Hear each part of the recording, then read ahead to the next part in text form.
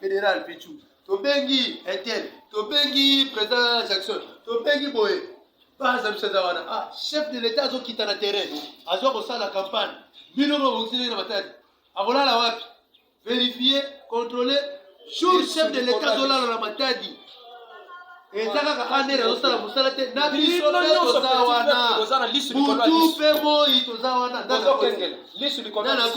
comment on le faisait? Mission principale, nettoyer dans Nixon. CG Nixon les années. Tout ça en 2022. 2022 est une année pré-électorale. Tout ça on a déjà ma base à côté pour nous la majorité passionnée. Ce n'est pas en vain. On continue à route à Moussika. 365 km si na Matadi. Jusqu'au Congo central. Aïe dans fonds propres. Mais pour le service du parti. Né Moussala tout ça là. Ceux qui ont le aussi ici, toutes base. Totiki ba ligne de conduite ndeto kolonga wana toke bandundu pona kuta clair to banina na ba professeur za zinga ya Kinshasa bo to kolonga to tala so ba professeur za photo zo avion to ke ne musika yango mission o ebe na awa bila Matadi ne wana ezate ko to finga tele to fait objectif kaka moko majorité chef d'état 2023 en 2023 c'est fini ko pérenniser comme on a eu musika si na fait fond Ekota, Mwanda, Kota Weba Fleuve, qui n'a su que frontière entre Angola, RDC, Baïba Fadji.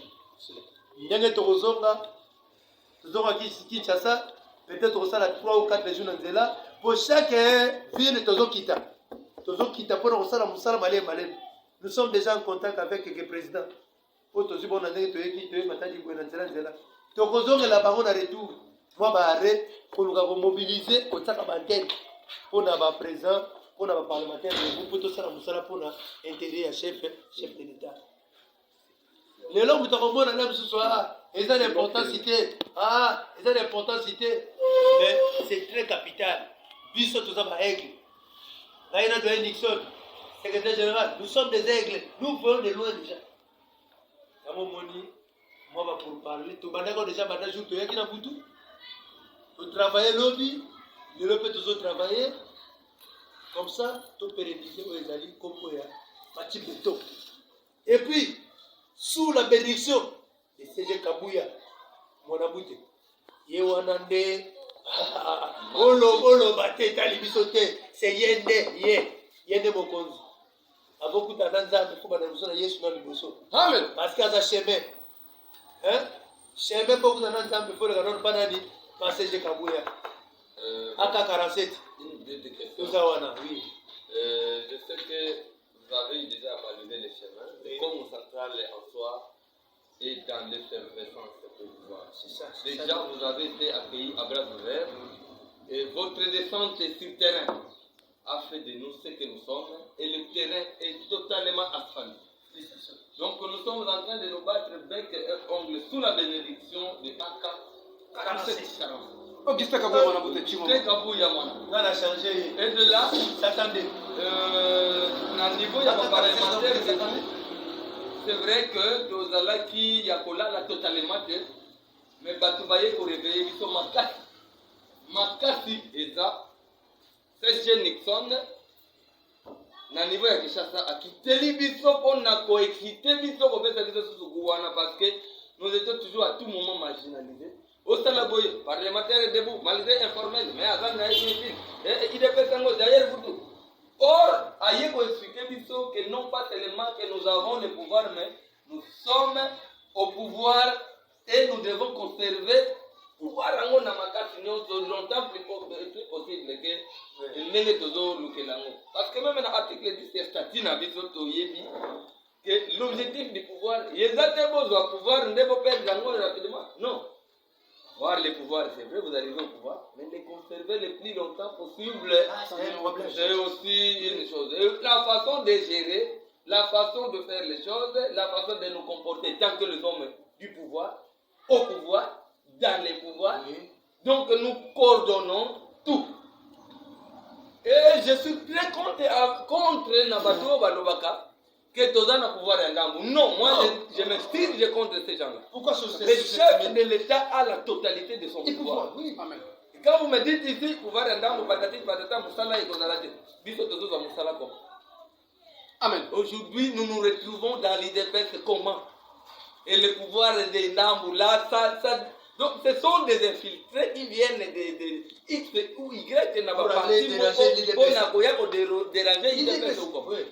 Et nous disons non. Tout le monde est rangé derrière le chef de l'État avec sa vision.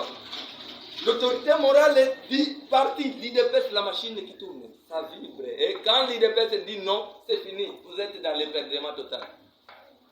Et l'IDPS aujourd'hui, un seul guide, un seul maître.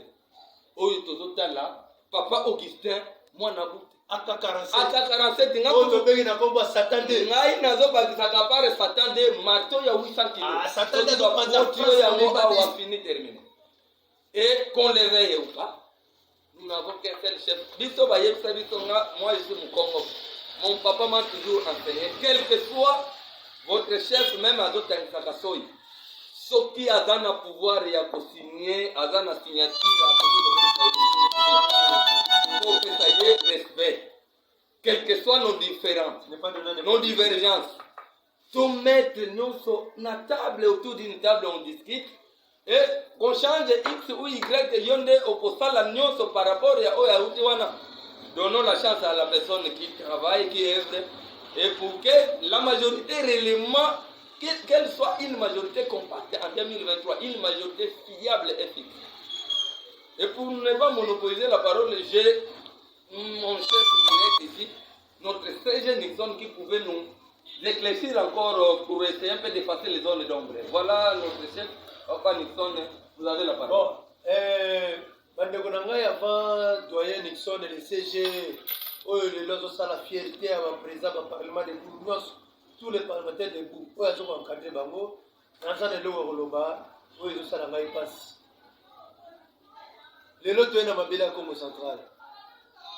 Mais les lots fédéraux n'a pas Congo central. Ils ont découragé les combattants. Il y a un moment où Tembela, étant que parlementaire de Bourg, liste le Kola liste. Tu as accès à Misapi, à Keba. Ils ont le droit de décourager les parlementaires de Bourg. Du Tumbo, tu as 37 ans de lutte. Gaz, qu'on le met la tête. Qu'on coupe, qu'on le met la tête, qu'on le met la tête. Il y a ce qu'on a dans le Congo central. Il y a déjà Samonaye et qui dit déjà Kinshasa. Tous les listes sur le Kola liste. A changé Malobanaye. Ce qu'on a quand il y a dans le Congo central, pour ça, la souka est mboka. Tu vois comment on a été. Les lots sommes là avec mon chef direct, le CG Kabouya, Nixon Ngandu. On est là. La voix autorisée. Tu dis côté à la Makamunaye. Ce qu'on a changé, tu dis que l'IA 2 mois c'est trop. À Colombo des places, on va t'en la baisse pour le corps pour le travail.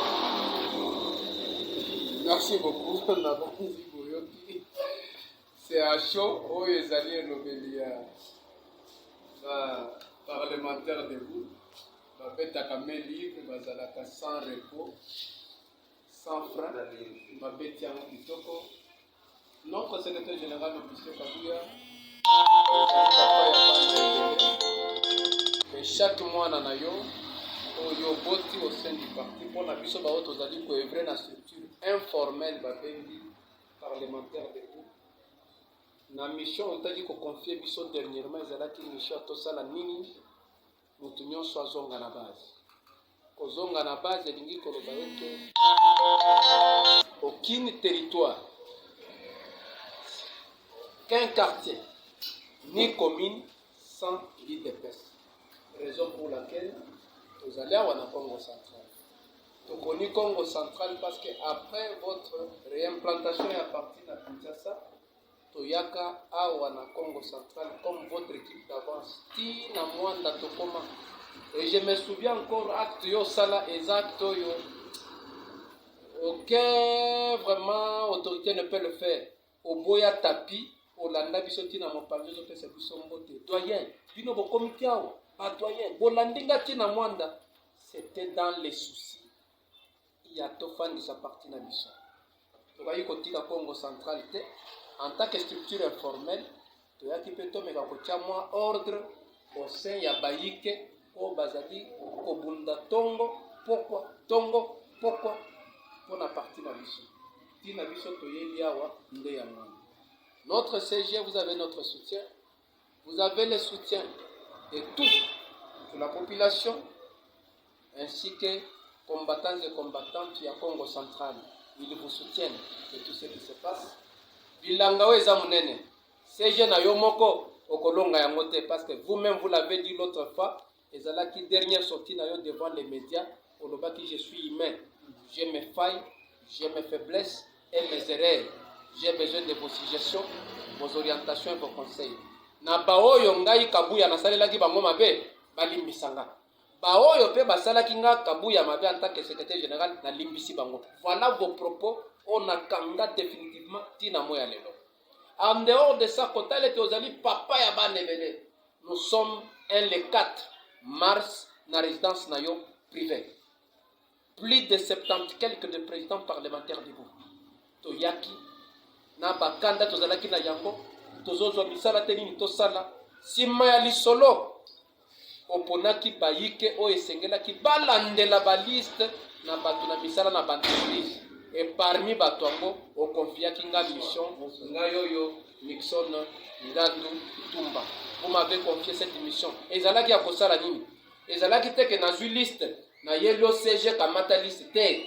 Ezali liste salami nga na kie na entreprise on a moni ke bazali ko engager na koti mokambi entreprise. OK, toye kotala yo. Liste na biso bayike yangoy. Soki ya ko chatem ke utie pa ina yote comme ça abenga yo. Nakanga malobana tilelo parce que date ya le 5 mars nde yo voyageaki okendaki Mbujimai. Je suis dans vos traces de ce que nous sommes en train de faire, mon pote. Voilà moi muke tolingaki toloba nge yango wana matondi mingi na onyo sozali kosala umela na yo aka 47 chingo mwana bute chilumbai. Bon.